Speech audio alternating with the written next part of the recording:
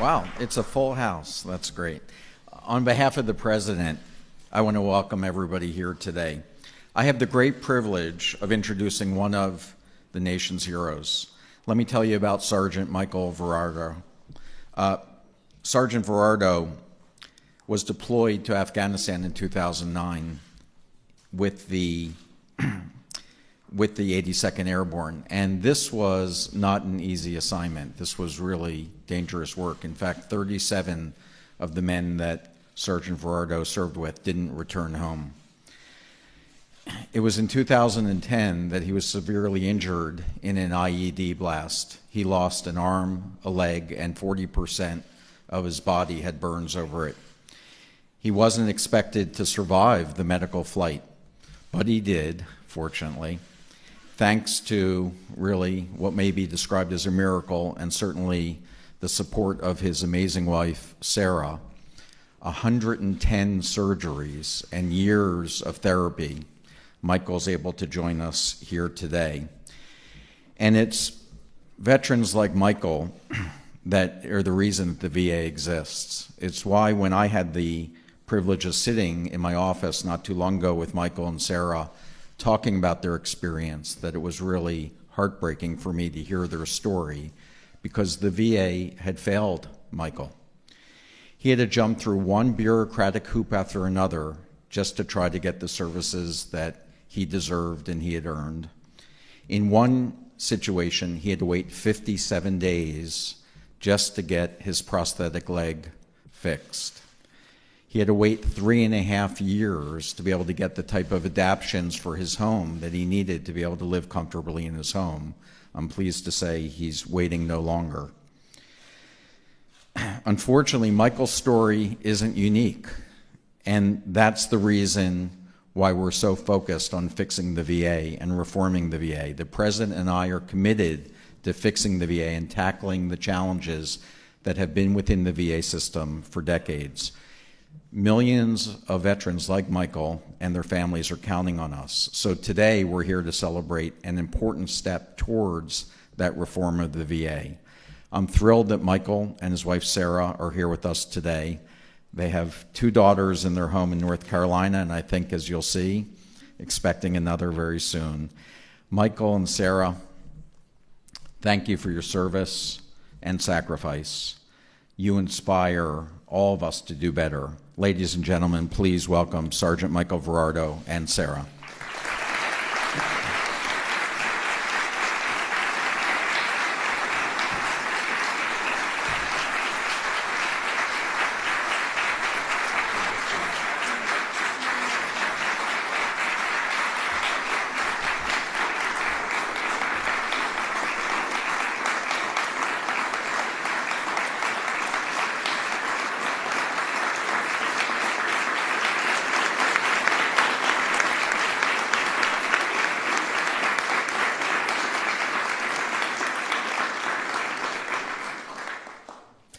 I am truly honored and humbled to be speaking here today.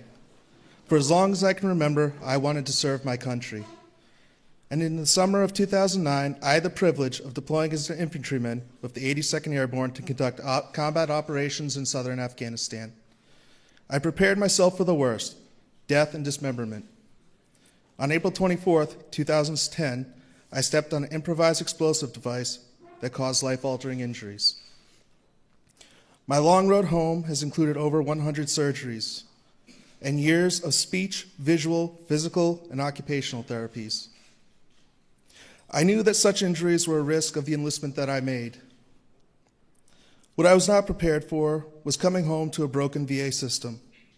I wasn't prepared to wait 57 days for a signature on a piece of paper so that my only prosthetic limb could be repaired. I wasn't prepared to be asked to make a 3-hour round trip so that just last year they could check to see if I still had my serious combat injuries. I wasn't prepared to watch my wife beg, plead, and make countless phone calls so that I could receive what was often basic and necessary medical care. But today is a new day, and this administration has fulfilled its promise that the veteran is empowered and the veteran is in charge of his or her own care. Under the previous administration, I waited over 3.5 years for required adaptive changes to be made so that I could safely reside in my own home. Under President Trump, with the assistance of Secretary Shulkin, these changes were made within weeks. Today, our President, Donald Trump, will sign this important bill into law that will ensure real accountability for our nation's veterans. Dr. Shulkin will be empowered to ensure that the VA adheres to the standard of excellence it promotes, and that the employees who are at the VA are the ones that have a servant's heart for those that have worn our nation's uniform. The most difficult part of my war injuries were coming home to such a broken system. Thank you, President Trump and Secretary Shulkin, for ensuring that we are not forgotten and that we will receive the care we need and deserve. Thank you.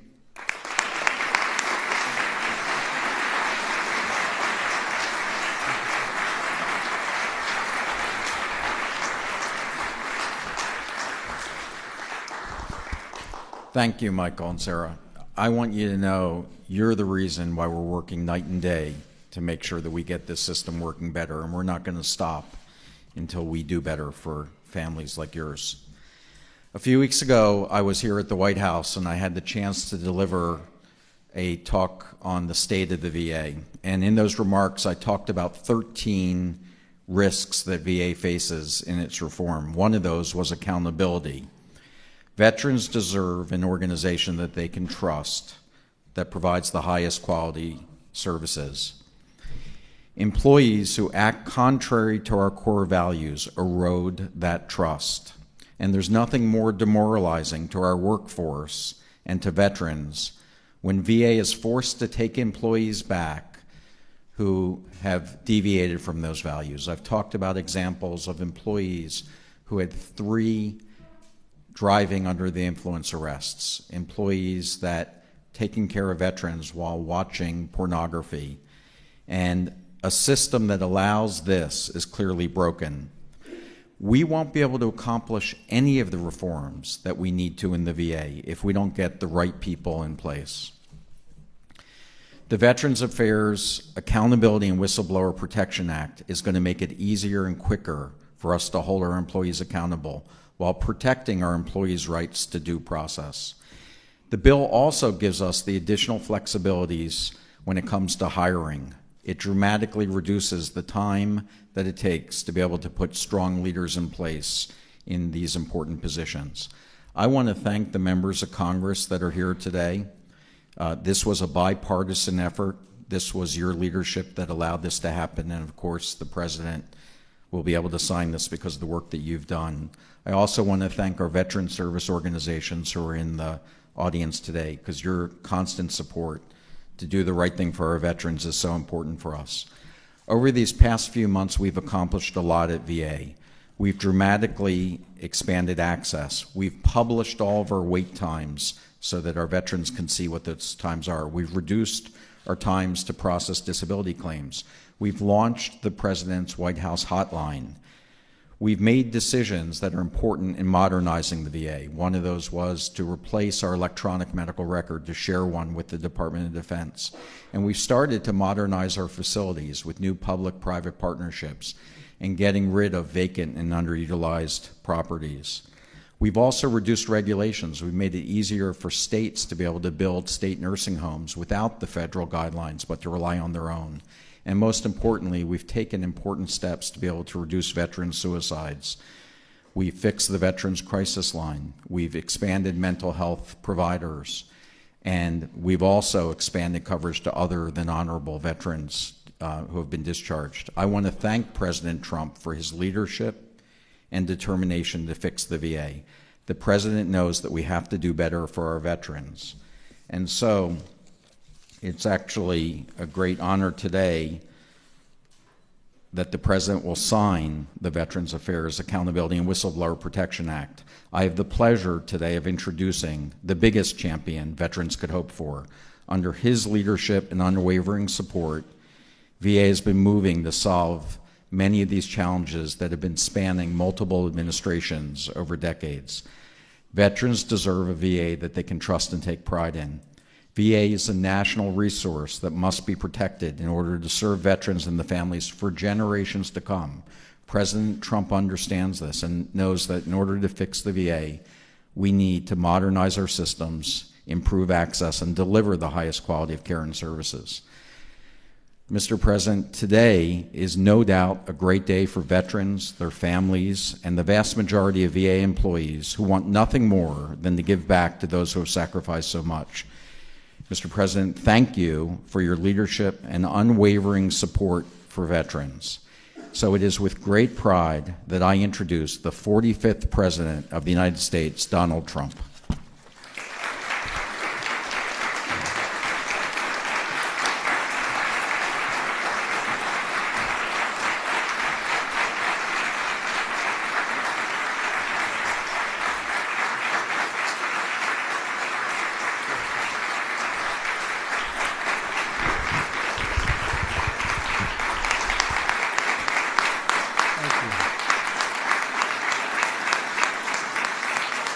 Thank you very much. Thank you. Thank you very much, everybody. That's really greatly appreciated. And thank you to Secretary Shulkin for that introduction and for your really tireless efforts, David, to protect those who have really been protecting all of us for so long. These are great, great people. And you know what I'm talking about, right? Congratulations. In just a short time, we've already achieved transformative change at the VA. And believe me, we're just getting started. We have so many people that have been so helpful right here in the room, and Tom and all my friends. It's been fantastic. The enthusiasm for the Veterans Administration and for making it right for our great veterans has been incredible. And I want to thank all of them. One of my greatest honors and joys during the presidential campaign was the time I spent going all across the country with our nation's really and truly incredible veterans. In their courage, their dignity, and their selfless sacrifice, they represent the very best of us. Our veterans have fulfilled their duty to this nation, and now we must fulfill our duty to them. So to every veteran who is here with us today, I just want to say two very simple words: thank you. Thank you. Thank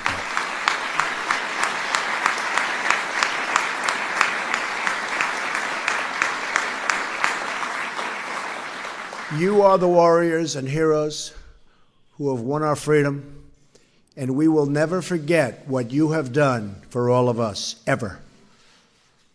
As you all know, all too well, for many years the government failed to keep its promises to our veterans. We all remember the nightmare that veterans suffered during the VA scandals that were exposed a few years ago. Veterans were put on secret wait lists, given the wrong medication, given the bad treatments, and ignored in moments of crisis for them. Many veterans died waiting for a simple doctor's appointment. What happened was a national disgrace, and yet some of the employees involved in these scandals remained on the payrolls. Outdated laws kept the government from holding those who failed our veterans accountable. Today, we are finally changing those laws. Wasn't easy, but we did have some fantastic help to make sure that the scandal of what we suffered so recently never, ever happens again, and that our veterans can get the care they so richly deserve. So you just heard from Sergeant Michael Ferraro. Great. I didn't get to shake your hand, Michael. Huh? Get up, Michael.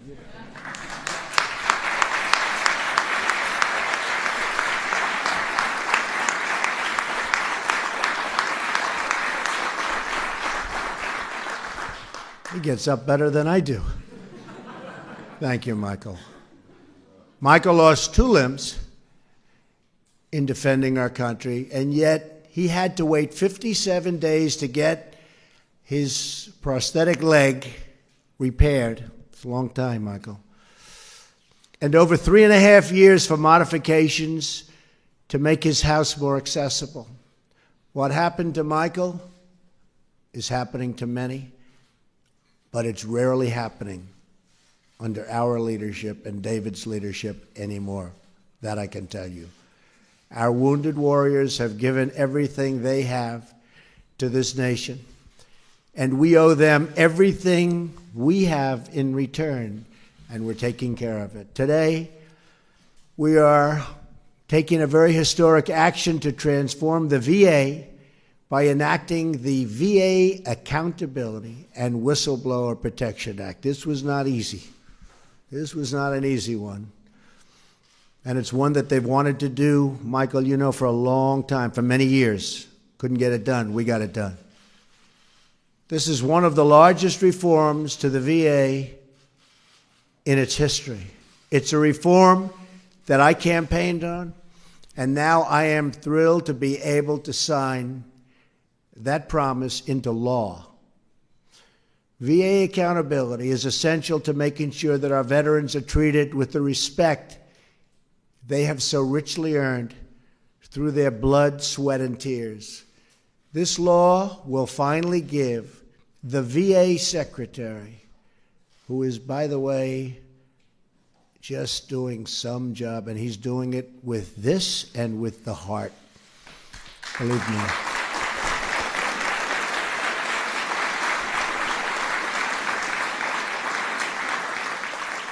It gives the Secretary the authority to remove federal employees who fail and endanger our veterans, and to do so quickly and effectively.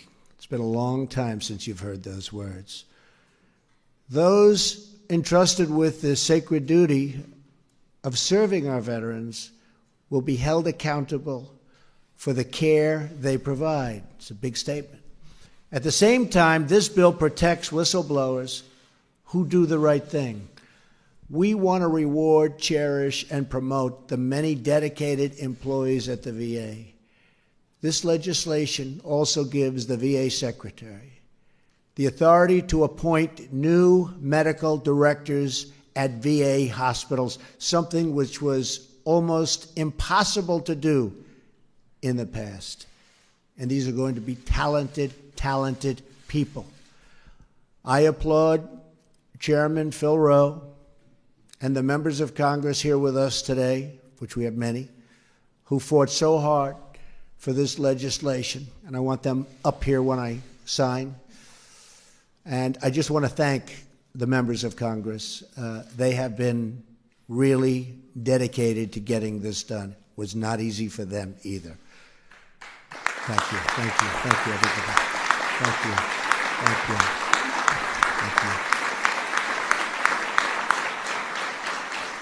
Our very sincere gratitude as well to the veteran service organizations who have joined us for this tremendous occasion and for everything they do for the veterans and for so long. They've been fighting for this and other things so long. And by the way, other things are happening. We've done a lot. This is a big one. We have a lot of good ones coming. I also want to express our appreciation for Secretary Shulkin, who is implementing the dramatic reform throughout the VA. It's got to be implemented. If it's not properly implemented, it will never mean the same thing, but I have no doubt it will be properly implemented. Right, David? Better be David.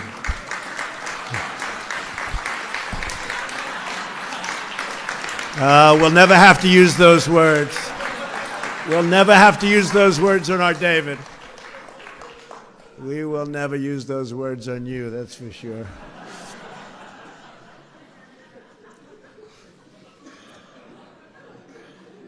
That one never fails, does it, Todd? Since my first day in office, we've taken one action after another to ensure our veterans and have to make sure that they get world-class care, and the kind of care that they've been promised by so many different people for so many years. We've created a new Office of Accountability at the VA, which will empower, and really has been empowered by this legislation. We've launched a new website that publishes wait times at every VA hospital. We've delivered same-day mental health service at all 168 VA medical centers. That's a big operation when you think of it. We've announced that the VA will finally solve a problem that has plagued our government for decades, seamlessly transferring veterans' medical records from the Department of Defense to the Department of Veteran Affairs. Now,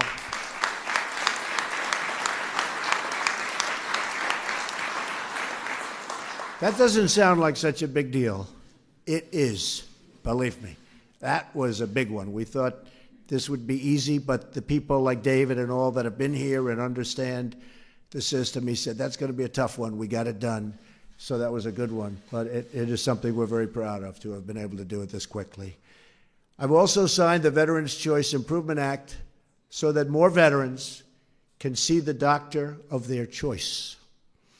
Already this year, using the Choice program, veterans have received nearly double the number of approvals to see the doctor of their choosing. And this is only the beginning. We will not rest until the job is 100% complete for our great veterans.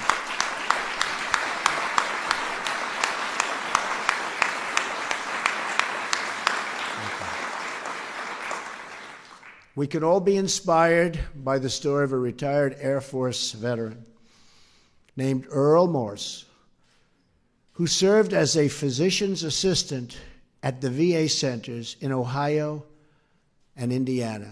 13 years ago, Earl began asking his patients if they planned to visit new World War II memorial, which is beautiful, right here in Washington, D.C. Nearly all said they planned to visit, but when he saw these patients at their next appointment, almost none of them had made the trip. One day, he had an idea. Earl is a private pilot. He asked one of his patients, who was a World War II veteran, if he could fly with him to the memorial. He was so honored to do it. The 80-year-old veteran wept, openly cried. He never imagined he would see that beautiful monument to his service. That is how First Honor Flight was born. Honor Flight. Very beautiful thing. Since then, over 100,000 veterans have been greeted with cheers of gratitude as they arrive in our nation's capital. We want all of American veterans, all of them, every one of them, to experience and to at least have the opportunity to experience that same gratitude every time they walk into the VA. That's what today is all about. Keeping our promises to those who have kept us free, kept us happy, saved our lives, and saved our families. So I just want to thank you, our incredible veterans. We stand with you, we salute you, and with this new legislation, we strive to better support and serve you every single day. Thank you, God bless you, God bless our veterans, and God bless America. Thank you very much. Thank you.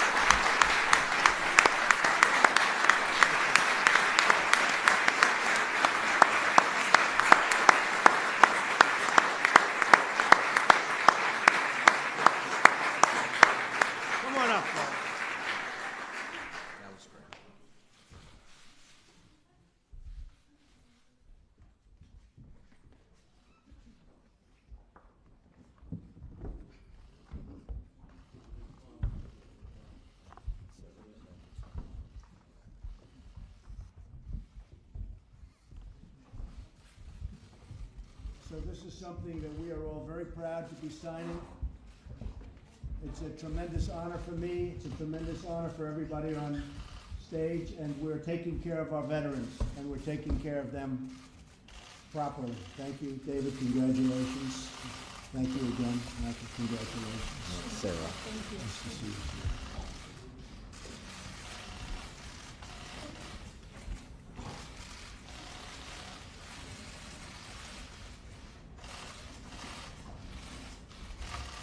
Okay.